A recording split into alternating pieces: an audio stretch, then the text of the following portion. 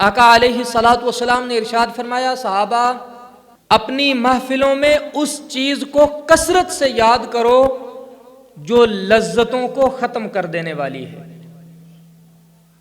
وہ کیا چیز ہے؟ وہ موت ہے۔ اب موت کو یاد کرنا کہ موت موت موت، انسان سارا دن اس کی تسبیح پڑھتا رہے، یہ کافی ہے یا یاد کرنے کا مطلب کچھ اور ہے؟ موت کو یاد کرنے کا مطلب یہ نہیں ہے کہ موت کوئی لکھا ہوا لفظ ہے، کوئی یاد کرنے کے لیے دیا ہوا جملہ ہے یا کوئی ورد وظیفہ ہے، ایسا نہیں ہے۔ موت کو یاد کرنے کا مطلب یہ ہے کہ مرنے سے پہلے اتنی تیاری کر لو کہ قبر میں جا کے منہ نہ چھپانا پڑے۔ مولا علی رضی اللہ تعالی عنہ فرماتے ہیں کہ موت یہ بڑی عجیب سی چیز ہے، یہ جاگتے ہوئے انسان سوئے ہیں، جس دن ان کی آنکھیں بند ہوں گی موت آئے گی، یہ اس دن جاگیں گے۔ تب آنکھیں کھلیں گی جب آنکھیں بند ہو جائیں گی۔ جس دنیا میں ہم موجود ہیں، جس جہان میں آج ہم موجود ہیں، اس کی حیثیت کیا ہے بھلا؟ آقا علیہ الصلوۃ والسلام نے بڑی خوبصورت مثال دے کے سمجھا دیا۔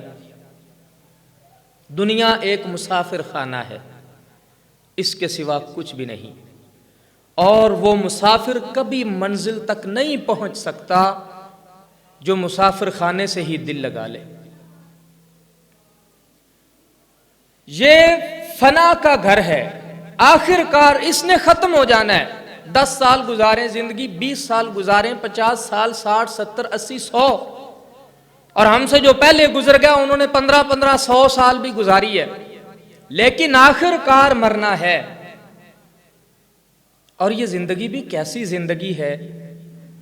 بچے تھے، جب چلنے کے قابل نہیں تھے تو خواہش تھی کہ ٹانگوں میں زور آ جائے، ہم چلنے لگ جائیں۔ زبان اڑتی تھی تو خواہش تھی ہم بھی دوسروں کی طرح باتیں کریں۔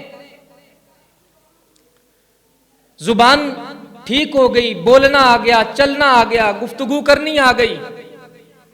بچپنا ہے، ہر وقت ایک تڑپ دل میں لگی رہتی ہے، میں بڑا کب ہوں گا، لڑکپن میں کب جاؤں گا، میں جوانی میں کب جاؤں گا۔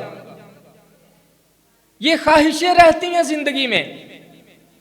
عمر کے حوالے سے اگر آپ دیکھیں تو آپ کی اپنے جسم کی کچھ خواہشات ہیں، آپ اپنے جسم کے بارے میں یہ چاہتے ہیں یہ لاغر ہے، کمزور ہے، اس کو طاقتور ہونا چاہیے۔ جب بچپنا تھا تو کیا سوچتے تھے؟ جلدی سے بڑے ہو جائیں، کچھ فکروں سے آزادی ہو جائے، ہم اپنی من مانی کیا کریں، اپنی مرضی سے جینا شروع کر دیں، یہ ایک خواہش ہوتی تھی۔ پھر ایک زمانہ آیا، جوانی کے دن آ گئے تو انسان بچپن کو یاد کرنے لگا۔ بچپن کی خوشیاں، جب چلتے پھرتے اس دنیا کے اندر طرح طرح کے دکھ دیکھے، کبھی محفلوں میں، کبھی تنہائیوں میں، منافقین کا دکھ، بے وفا یاروں کا دکھ، رشتہ داروں کے طعنوں کا دکھ، نقصان ہو جانے کا ڈر، کمائی کو خرچ کرنے کا ڈر، روپے پیسے کا جیب سے نکلنے کا ڈر۔ تو پھر ذہن میں آیا وہ کاغذ کی کشتی، وہ بارش کا پانی، وہی خواہش مچلنے لگی کہ کاش میں بچہ ہوتا، مجھے کوئی غم نہ ہوتا، باپ کے پیسے پہ عیش کرتا، اپنی خواہش کی چیز مانگتا، میں ضد کر کے چیزیں منگوا لیا کرتا، پاؤں رگڑ کے، ایڑیاں زمین پر رگڑ کے میں دماغوں کو متاثر کر سکنے کی دوبارہ ہمت پیدا کر سکتا۔ علامہ اقبال فرماتے ہیں، جنبش زنجیر در سے لطف آتا تھا مجھے، جلتے ہوئے شعلوں سے کھیلا کرتا تھا۔ وہ بچپن کے دن بڑے عجیب ہوتے تھے۔ گھر کے دروازے پہ دستک ہونی، جنبش زنجیر در سے لطف آتا تھا مجھے، تو میں خوشیوں سے جھومنے لگتا تھا۔ آہا، آج کوئی مہمان آ گیا ہمارے گھر میں، عجیب سی لذت ہوتی تھی، زندگی کا کوئی خوف نہیں ہوتا تھا، آگ کے شعلوں سے بھی کھیل جاتے تھے، کوئلے بھی اپنے ہاتھ میں پکڑ لیا کرتے تھے، اتنے آزاد ہوتے تھے ہم۔ اور اب تو ایک آنسو بھی رسوا کر جاتا ہے، بچپن میں جی بھر کے رویا کرتا تھا۔ جوانی کا بھی تو دکھ ہے نا، کسی کے سامنے آپ ایک آنسو بہائیں تو وہ سب سے پہلے آپ کا درد بانٹنے سے پہلے کہیں گے مردو تم مردو، تمہیں شرم نہیں آتی، تم روتے ہو عورتوں کی طرح۔ دکھ درد بہت کم بانٹتے ہیں۔ جب انسان جوانی کے عالم میں ہوتا ہے تو تب رونا بھی چھپ کے پڑتا ہے، اور کھل کے انسان کسی کے سامنے رو بھی نہیں سکتا ہے۔ پھر وہ بچپن کے دنوں کو یاد کرنے لگ جاتا ہے، کاش وہ زمانہ ہوتا، دل کا سارا ابال میں آنکھوں کے ذریعے نکال کے پھینک دیتا، لیکن اب ایسا نہیں ہے، وہ خواہش پیچھے رہ گئی۔ پھر جب ادھر سے جان چھوٹی ہے، 10 سال گزرے، ایک بال داڑھی میں سفید آ گیا تو دل کو ہر وقت ایک ہی دھڑکا لگا رہتا ہے، بڑھاپا نہ آ جائے، بوڑھا نہ ہو جاؤں، ہاتھوں میں جھریاں نہ پڑ جائیں، چہرے پہ بال نہ آنے لگ جائیں، کہیں نظر کمزور نہ ہو جائے، میرے بال سفید نہ ہو جائیں، یار لوگ مجھے کہیں بوڑھا نہ کہنا شروع کر دیں۔ ایک ڈر دل کے اندر، ایک خوف رہتا ہے، کہیں بوڑھا نہ ہو جاؤں، میں جوان رہنا چاہتا ہوں، میں سدا بہار رہنا چاہتا ہوں۔ یہ انسان خواہش رکھتا ہے، سوچتا ہے اس طرح کی بات، لیکن وقت ہے، اس نے تو گزر ہی جانا ہے۔ یہ گزرتا ہے، گزر جاتا ہے۔ پھر کیا ہوتا ہے؟ پھر بڑھاپا بھی آ جاتا ہے، اور بڑھاپا جب آتا ہے انسان پہلے بچپن کے دنوں کو یاد کرتا ہے، پھر جوانی کے دنوں کو یاد کرتا ہے، لڑکپن کے دنوں کو یاد کرتا ہے۔ انسان کے اندر کچھ خواہشیں مچلنے لگتی ہیں، کاش میں بچہ ہی رہتا، کاش میں جوان ہی رہتا۔ اور پھر بڑھاپے کے اوپر ایک خوف طاری ہے، بڑھاپے کے اوپر ایک خوف طاری ہے۔ انسان جب بھی آئینہ دیکھتا ہے، شیشہ دیکھتا ہے، تو داڑھی میں نظر آنے والے سفید بال، وہ بال نہیں لگتے، وہ ملک الموت کے بھیجے ہوئے قاصد معلوم ہوتے ہیں۔ چٹھی لے کے آ گئے ہیں یہ، اب وقت آنے والا ہے، نزدیکیاں ہیں۔ رسول اللہ صلی اللہ علیہ وآلہ وسلم سے آقا علیہ الصلوۃ والسلام نے حضرت ملک الموت سے پوچھا، تمہارے کوئی قاصد بھی ہوتے ہیں؟ کسی کو بھیجتے ہو پہلے بندے کو اطلاع دینے کے لیے کہ موت آنے والی ہے، وقت آنے والا ہے؟ عرض کی، ہاں یا رسول اللہ بھیجتا ہوں، میرے قاصد آتے ہیں۔ بڑھاپے کی نشانیاں ظاہر ہو جانا، داڑھی میں سفید بالوں کا آ جانا، مرض کا لگ جانا، آس پاس کسی کا فوت ہو جانا، یہ میرے قاصد ہیں، یہ سب میرے قاصد ہیں۔ میں ان کو بھیجتا رہتا ہوں، بار بار بھیجتا ہوں، اور لوگوں سے یہ کہتا ہوں کہ اب بھی باز آ جاؤ۔ یا رسول اللہ پھر اگر لوگ باز نہیں آتے تو پھر میں خود آتا ہوں، میرے بعد کوئی اور قاصد نہیں آئے گا، میں ہی آتا ہوں پھر۔ اور پھر جب ملک الموت آتے ہیں تو پھر وہ اپنا فیصلہ سنا کے چلے جاتے ہیں۔ یہ ہے انسان کی اس دنیا کی زندگی، بڑی ناقص زندگی۔ انسان اس میں کیا بنا پھرتا ہے؟ یہ سمجھتا ہے میرے جیسا کوئی جوان ہی نہیں ہے، مجھے کبھی بڑھاپا ہی نہیں آنا ہے، مجھے موت آنی ہی نہیں ہے، میں نے تو زندگی ہی جینی ہے۔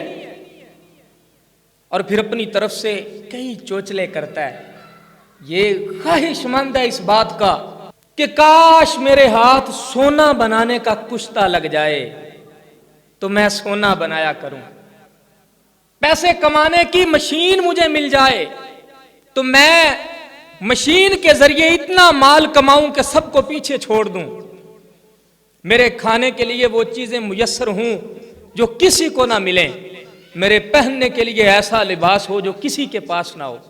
یہ خواہش ہوتی ہے، میرے پاس ایسا بنگلہ، ایسا مکان، ایسی گاڑی، ایسی نسل اولاد ہو میری کہ لوگ میری ہی مثال دیں، میرے برابر کسی کو نہ ٹھہرائیں۔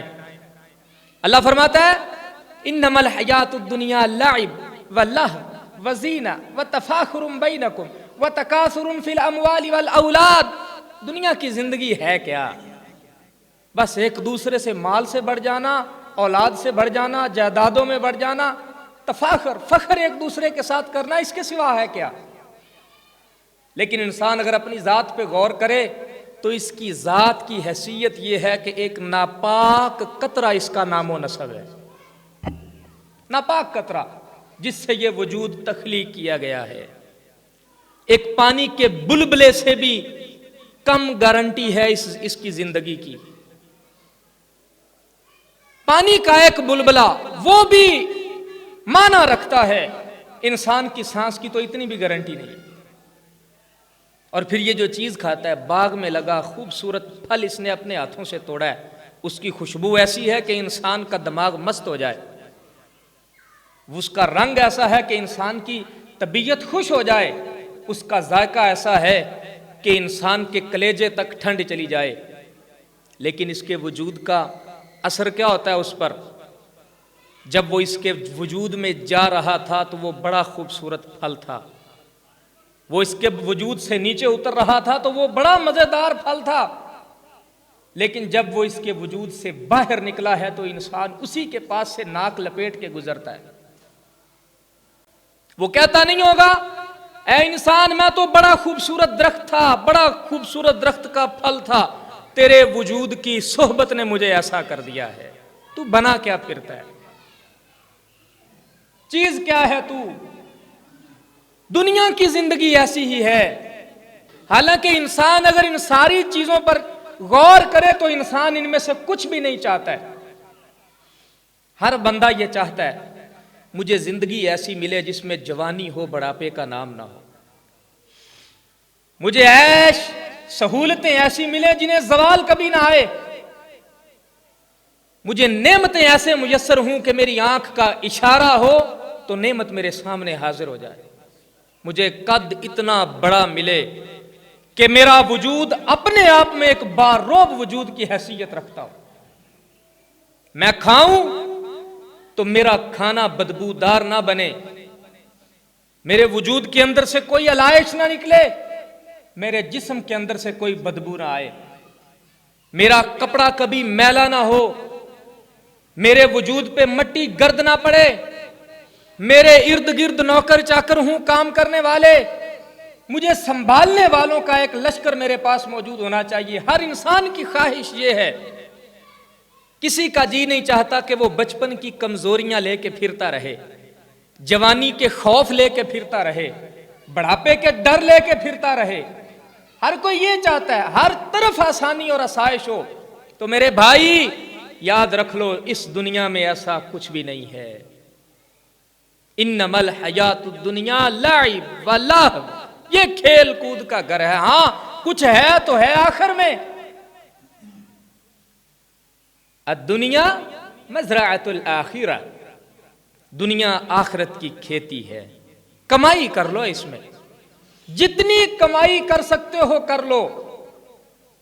اگلے گھر میں آپ کو یہ ملنے والا ہے، یہاں ملنے والا نہیں ہے. تم نے بڑا لمبا سفر طے کیا ہے، بڑی دیر سے چلے ہو، وہاں سے تو نے سفر کیا، عالم ارواح سے اپنے باپ کی پشت تک پہنچا. باپ کی پشت سے تو نے بھی ایک سفر کیا، اپنی ماں کے رحم تک پہنچا. ماں کے رحم سے سفر کیا تو تو 9 مہینے بعد اس کائنات میں پہنچا ہے. وہاں سے سفر کرتے کرتے کرتے یہاں تک تو آ گیا ہے. یہاں آ کے کیوں بھول گیا کہ آگے بھی جانا ہے؟ یہ ساری نشانیاں تیرے لیے. وہاں سے چلا تھا تو وہاں رک نہیں سکا تو، وہ باپ کے پشت میں رکا نہیں ہے تو، ماں کے رحم میں آ کے ٹھہرا ہے. ماں کے رحم میں بھی رکا نہیں ہے تو اس دنیا میں آ کے ٹھہرا ہے. یہاں بھی رکنا نہیں ہے، آگے جانا ہے. لیکن آگے کیسے جانا ہے؟ کیا خالی ہاتھ جانا ہے یا کچھ لے کے جانا ہے؟ اس بات کی تیاری کرنے کے لیے ہم نے یہاں رہنا ہے. کما کے کیا لے کے جانا ہے؟ میں نے آج تک نہیں سنا کبھی کسی نے اپنے کفن کو جیب لگوائی ہو. اے انسان، تیری زندگی کی کمائی صرف 2 چادریں ہیں، 2 چادریں، اور وہ بھی اللہ سے دعا کیا کرو مولا وہ نصیب ہو جائیں. وہ ہر کسی کو نصیب بھی نہیں ہوتی. دو چادریں، اور جس جگہ پر تیرا وجود رکھا جائے گا وہ 2 گز زمین کا ٹکڑا، وہ تیرا گھر ہے، اور وہ بھی دنیا والوں کی نظر میں ہے۔ تیرے وجود کو وہاں بھی اللہ کی مخلوق نے کھا جانا ہے، نگل لینا ہے۔ مٹی مٹی سے ملے گی تو حاصل بھی مٹی ہی رہے گا۔ تیرے ساتھ کیا چیز جا رہی ہے، تو نے اس بات پہ غور کرنا ہے۔ تیرے ساتھ تیرا مذہب جائے گا، تیرا ایمان جائے گا، تیرے رب کی، تیرے محبوب، تیرے رسول کی محبت تیرے ساتھ جائے گی، تیرے اعمال تیرے ساتھ جائیں گے۔ اور پھر آخرت کا گھر تو بڑا ہی خوبصورت گھر ہے، یہاں اس گھر کے لیے تیاری کرنی ہے، موت کے لیے تیاری کرنی ہے۔ رسول اللہ صلی اللہ علیہ وآلہ وسلم کی ایک حدیث ہے، طویل حدیث۔ جب کسی نیک بندے کی موت آتی ہے نا، جب کوئی نیک مرنے لگتا ہے تو تب اس کی موت کس طرح آتی ہے؟ آقا علیہ الصلوۃ والسلام نے ارشاد فرمایا، اللہ ملک الموت سے فرماتا ہے، جاؤ فلاں بندہ مجھے بڑا پیارا لگتا ہے، میں نے اس کو جس امتحان سے گزارا ہے وہ کامیاب رہا ہے، میں نے فقیری دی، تنگ دستی دی، غربت دی، وہ شاکر اور صابر ہی رہا، میں نے روپیہ دیا، پیسہ دیا، مال و دولت دیا، وہ شکر گزار ہی رہا، متکبر نہیں ہوا، میں نے غم دیے، رنج دیے، تکلیفیں دی، اس نے کبھی آسمان کی طرف چہرہ اٹھا کے یہ نہیں کہا کہ مولا میرے ساتھ کیا کر دیا ہے، میں نے جس امتحان سے اس کو گزارا وہ کامیاب رہا، اے ملک الموت جاؤ اسے لے کے آؤ۔ میں چاہتا ہوں، اللہ فرماتا ہے میں چاہتا ہوں کہ اب میں اسے دنیا کے غموں سے آزاد کر دوں۔ یہ دنیا ہے، یہاں کچھ چیزیں لازمی ہیں، یہاں زندہ رہنے کے لیے روٹی کھانا ضروری ہے، یہاں دماغ کی سلامتی کے لیے نیند لینا بھی ضروری ہے، یہاں روٹی نگلنے کے لیے پانی پینا بھی ضروری ہے، یہاں رشتہ داریاں نبھانے کے لیے آپ کے وجود کا، لوگوں کا آمنا سامنا کرنا بھی ضروری ہے۔ کچھ چیزیں طے شدہ ہے یہاں پہ، اس سے چھٹکارا نہیں ہے۔ یہاں تانے مینے بھی موجود ہیں، یہاں لڑائیاں جھگڑے بھی موجود ہیں، یہاں تنگ دستیاں اور فاقے بھی موجود ہیں۔ اللہ فرماتا ہے میں چاہتا ہوں کہ اپنے بندے کو غموں سے نجات دے دوں۔ تو رسول اللہ صلی اللہ علیہ وسلم نے فرمایا پھر ملک الموت 500 فرشتوں کو اپنے ساتھ لے کے آتے ہیں۔ کتنے فرشتوں کو؟ 500۔ اور ان کے پاس کیا ہوتا ہے؟ جنت کی خوشبو۔ اللہ اکبر، جنت کی خوشبو لگی ہوئی ہے کفنوں کے اوپر، وہ کفن جنت کی خوشبو میں مس کر کے، جنت کی خوشبو میں وہ کفن لائے جاتے ہیں۔ پھر رسول اللہ صلی اللہ علیہ وسلم نے فرمایا 20 قسم کے رنگ، 20 قسم کی خوشبوؤں والے پھول ان فرشتوں کے ہاتھوں میں ہوتے ہیں، اور وہ آتے ہیں اور پھر ان کے اندر مشک بسا ہوتا ہے، اور ایک ریشم کا کپڑا لے کے آتے ہیں، وہ بھی مشک کے اندر دھلا ہوا۔ پھر رسول اللہ صلی اللہ علیہ وسلم نے فرمایا ملک الموت فرشتوں کے ہمراہ بیٹھ جاتے ہیں، ہر فرشتہ اپنا ایک ایک ہاتھ جو ہے وہ میت کے ایک ایک عضو پر، جہاں سے جان نکالنی ہوتی ہے نا وہاں رکھتا ہے، نیچے بچھا دیتا ہے، اور پھر اس بندے کی طرف جنت کے دروازے کھول دیے جاتے ہیں۔ اس کی ٹھوڑی کے نیچے وہ ریشم کا خوشبو میں گیلا کیا ہوا، خوشبو میں سکھایا ہوا وہ کپڑا ریشم کا اس کی ٹھوڑی کے نیچے رکھ دیتے ہیں، جنت کا دروازہ کھول دیتے ہیں، جس جس جوڑ سے جان نکالنی ہوتی ہے اس جوڑ کے نیچے اپنا ہاتھ رکھ لیتے ہیں۔ پھر آقا علیہ الصلوۃ والسلام نے ارشاد فرمایا وہ بندہ جنت کی طرف توجہ کرنے لگتا ہے، اس کا دل جنت کی طرف رغبت کرنے لگتا ہے، کبھی جنتی بیویوں کو دیکھتا ہے، کبھی لباس کی طرف دیکھتا ہے، کبھی جنتی پھولوں کی طرف دیکھتا ہے، وہ اس طرح دیکھتا ہے جیسے کسی بچے کو بہلایا جائے، سلانے کے لیے، اسے دھیان لگانے کے لیے خوبصورت طریقہ آزمایا جاتا ہے، اس طریقے سے اس کے ساتھ سلوک کیا جاتا ہے جیسے کسی بچے کو لوری دینے کے لیے، سلانے کے لیے سارے جتن ہم کرتے ہیں، فرمایا وہ کیے جاتے ہیں، اس کا دل بہلایا جاتا ہے، اور پھر اس کی طرف جنتی حوریں اس وقت خوش ہوتی ہیں، اور اس خوش نصیب بندے کی روح جو ہوتی ہے وہ بڑی خوش ہوتی ہے اور کودتی ہے۔ فرشتہ کہتا ہے اے پاک نفس، اچھے درختوں اور ان کے لمبے لمبے سایوں اور بہتے ہوئے پانیوں کی طرف چل۔ یہ پیغام اس کو پہلا دیا جاتا ہے۔ سب سے پہلی گفتگو کیا ہوتی ہے؟ لمبے لمبے درختوں کے سائے اور بہترین پانیوں کی طرف چل۔ اور پھر فرشتہ کہتا ہے ملک الموت، رسول اللہ صلی اللہ علیہ وسلم نے فرمایا ملک الموت پھر ماں جتنی محبت کرتی ہے بچے سے اس سے بھی زیادہ اس سے محبت کرتا ہے۔ اور پھر فرمایا وہ محبت کیوں کرتا ہے؟ اس لیے کہ وہ جانتا ہے کہ یہ روح اللہ نے بڑی عزتوں کے ساتھ قبض کرنے کے لیے بھیجا ہے۔ یہ کوئی عام روح نہیں ہے، مالک نے حکم فرمایا کہ اس کو استقبال کر کے لے کے آنا۔ اور پھر رسول اللہ صلی اللہ علیہ وسلم نے فرمایا وہ ایسے نکالی جاتی ہے جیسے آٹے سے بال کھینچا جاتا ہے۔ اس کی روح کس طرح نکالی جاتی ہے؟ جیسے آٹے سے بال کھینچا جاتا ہے۔ پھر آقا علیہ الصلوۃ والسلام نے ارشاد فرمایا اسے کہتا ہے کہ تمہارا ستیہ ناس، اس بندے کا اتنا اچھا نصیب کیسے ہو گیا؟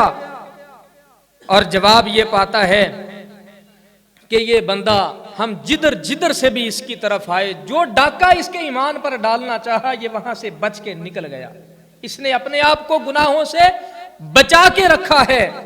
اور رسول اللہ صلی اللہ علیہ وسلم نے فرمایا جب ملک الموت اس کی روح کو آسمان پر پہنچاتے ہیں تو حضرت جبرائیل علیہ السلام، وہ فرشتہ جو سارے نبیوں کے پاس اللہ کا پیغام لے کے آتے تھے، وہ کھڑے ہو کے استقبال کرتے ہیں۔ اللہ اکبر۔ اور پھر وہ اکیلے نہیں، رسول اللہ صلی اللہ علیہ وسلم نے فرمایا حضرت جبرائیل علیہ السلام کے ساتھ 70,000 فرشتے استقبال کرتے ہیں۔ ہر فرشتہ اس کو خوشخبری دیتا ہے۔ جب ملک الموت لے کر اس روح کو عرش پر پہنچتا ہے تو روح اللہ کی بارگاہ میں جا کے سجدہ ریز ہو جاتی ہے۔ اور پھر اللہ تعالیٰ ملک الموت سے فرماتا ہے میرے بندے کی روح کو لے کر سرسبز اور شاداب درختوں اور بہتے ہوئے پانیوں کے مقام پر پہنچا دو۔ سہولتیں، آسانیاں، فراوانیاں جہاں اسے میسر آئیں وہاں اسے پہنچا دو۔ پھر رسول اللہ صلی اللہ علیہ وسلم نے فرمایا جب اسے قبر میں رکھا جاتا ہے تو نماز اس کی دائیں طرف، روزے اس کے بائیں طرف، قرآن اور اللہ کا ذکر اس کے سر کی جانب آ کے کھڑے ہو جاتے ہیں، اور اس کا صبر قبر کے ایک گوشے میں آ کے کھڑا ہو جاتا ہے۔ اللہ اکبر۔ پھر رسول اللہ صلی اللہ علیہ وسلم نے ارشاد فرمایا جب اللہ عذاب کو بھیجتا ہے تو نماز کہتی ہے پیچھے ہٹ جا۔ اللہ اکبر۔ اس کی وفائیں آج نہیں، اس کی وفائیں جب لحد میں اتریں گے تب پتہ چلے گی نماز کیا ہوتی ہے۔ جب کوئی بچانے والا نہیں ہے، یہاں بڑے مان ہیں ہمیں، میرے وارث، میرے اوپر حرف آیا، میری عزت میں حرف آیا تو میرے چاہنے والے بڑے، میرے کندھا دینے والے بڑے، میرا خاندان خیش قبیلہ بڑا، وہاں بے سود پڑا ہوگا انسان، بچانے والا کوئی نہیں ہے سوائے عمل کے، وہاں نماز حاضر ہوگی، پیچھے ہٹ جاؤ۔ اللہ اکبر۔ نماز کہے گی پیچھے ہٹ۔ ساری زندگی اس نے تکلیفیں برداشت کی، آرام سے لیٹے رہنے کو اس نے ترک کر دیا، چھوڑ دیا، اب میں اس پہ پہرا دوں گی، اس کو آرام کرنے دے، اس کو یہیں رہنے دے، اسے سویا رہنے دے۔ اور پھر رسول اللہ صلی اللہ علیہ وآلہ وسلم نے ارشاد فرمایا جب عذاب بائیں جانب آتا ہے تو روزے یہی جواب دیتے ہیں، پھر وہ حفاظت کرتے ہیں۔ عذاب جب سر کی طرف سے آتا ہے تو قرآن اور اللہ کا ذکر حاضر ہو جاتا ہے، وہ جواب دیتے ہیں۔ کسی جانب سے اس بندے کی طرف عذاب نہیں پہنچنے دیا جاتا، تو اس وقت صبر یہ ساری باتیں دیکھ رہا ہوتا ہے۔ صبر ایک طرف ہے، وہ کہتا ہے اگر تم سارے بھی اس عذاب کا راستہ نہ روکتے تو پھر میں نے اکیلے ہی حاضر ہو جانا تھا، اب تم سب نے اس کو عذاب سے بچا لیا ہے تو میں اب اس کے ساتھ کیا سلوک کروں گا۔ صبر کہتا ہے اس کے لیے میں تو اب پل صراط پر اور میزان پر جا کے کھڑا ہو جاؤں گا، وہاں میں اس کے لیے پہرے داری کروں گا، وہاں جا کے میں اس کے کام آؤں گا۔ پھر اللہ تعالیٰ 2 فرشتوں کو بھیجے گا جن کا نام منکر نکیر ہے، ان کی نگاہیں ایسے ہیں جیسے اچک لینے والی بجلی ہوتی ہے۔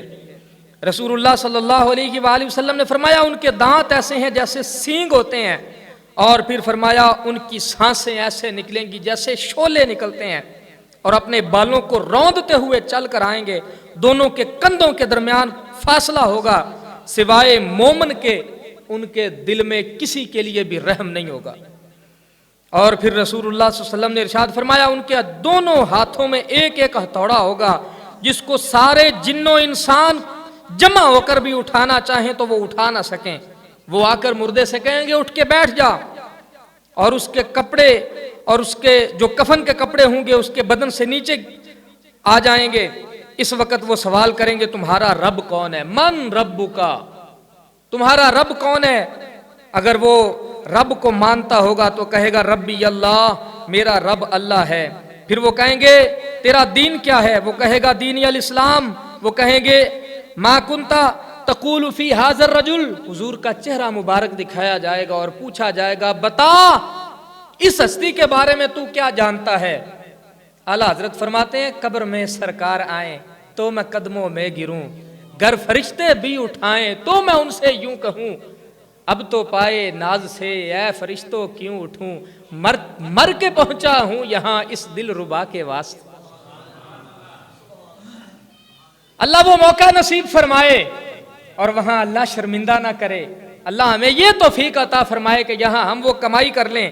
گرامی قدر احباب، یہ جنتی بندے کے ساتھ سلوک ہوگا۔ رسول اللہ صلی اللہ علیہ وآلہ وسلم نے فرمایا جب وہ امتحان میں کامیاب ہوگا تو اللہ کی طرف سے ندا آئے گی، جنت کے دروازے کھول دو، قبر کو تحد نگاہ وسیع کر دو، نیچے جنت کے بچھونے بچھا دو، جنت کی کھڑکیاں کھول دی جائیں اور اسے کہو ایسے سو جا جیسے دلہن سوتی ہے، بے فکری کے عالم میں۔ پورے جہان کو اس کی فکر لگی ہے، وہ بے فکری کے عالم میں، آج اسے کوئی فکر نہیں ہے، ایسے سو جا۔ پھر وہ سوتا ہے، پھر قیامت تک وہ آرام اور سکون سے سوتا ہی رہے گا۔ پھر اس کے بعد ایک زندگی اس کی ہے جو گناہوں کی زندگی گزار کے آتا ہے۔ یہ حدیث، اسی حدیث کے اندر اس کا تذکرہ ہے، انشاءاللہ پھر کبھی موقع ملا تو وہ بھی تذکرہ کریں گے۔ گرامی قدر احباب، زندگی بڑی خوبصورت ہے، دعا کرو یہ خوبصورت زندگی ہماری موت خوبصورت بنا دے، ورنہ نہ یہ زندگی خوبصورت لگے گی نہ موت خوبصورت لگے گی۔ انسان مومن ہو اور زندگی میں کبھی یہ جی چاہے کہ مرنا ابھی نہیں ہے، پھر وہ مومن ہی نہیں ہے۔ ایمان والا تو ہتھیلی پہ جان لے کے پھرتا ہے، اللہ یہ قید خانے سے کب نکالے گا؟ مولا اب میرا امتحان ختم ہوا ہے یا نہیں ہوا؟ اور مومن کو ایسی ہی زندگی گزارنی چاہیے۔ ان 50-60 سالوں میں کیا کر لیں گے ہم، کیا کما لیں گے؟ اگر اللہ نہیں کمایا تو صاحب کچھ نہیں کمایا۔ جب تم لے کے جاؤ گے نا 2 چادریں اپنے پاس تو تمہیں پتا چلے گا تمہاری کمائی کا کہ تم نے کیا، کہاں گئی وہ فیکٹریاں، وہ کارخانے، وہ ملیں، وہ ملازم، وہ سارے ناز نخرے کہاں گئے؟ جب 2 چادروں میں لپیٹ کے انسان کو مٹی کے سپرد کر دیا جائے گا تب آپ کے ساتھ آپ کی اچھائیاں آ جائیں گی، وہ کام آئیں گی۔ اللہ تعالی ہمیں سمجھ بوجھ عطا فرمائے۔ وما علیہ الا البلاغ۔